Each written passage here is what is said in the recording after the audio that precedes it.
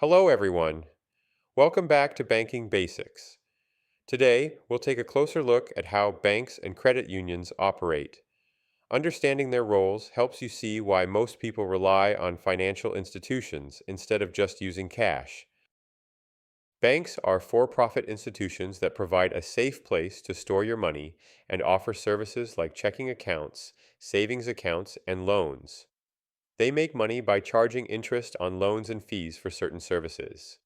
In return, they give you convenience, security, and access to financial products. Here is a list of a few national and local banks. Credit unions are similar, but they're nonprofit and member-owned. That means when you open an account, you become a member and partial owner. Because of this structure, credit unions often provide lower loan rates and higher savings interest, but may have fewer branches and services compared to large banks. Here is a list of a few credit unions in New Orleans.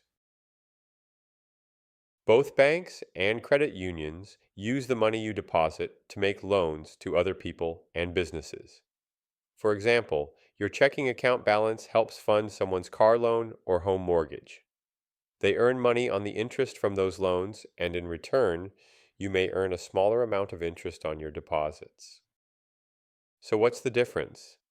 Banks are for-profit, often bigger, with more technology and branches. Credit unions are nonprofit, community-focused, and may offer better rates, but fewer services.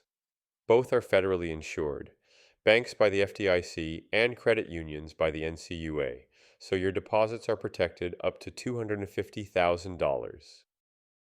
To summarize, banks and credit unions both keep your money safe, provide accounts, and lend money to others. The main difference is ownership. Banks serve shareholders, while credit unions serve members. This concludes our discussion about how banks and credit unions operate. In the next lesson, we will learn about how to avoid common banking fees. See you then.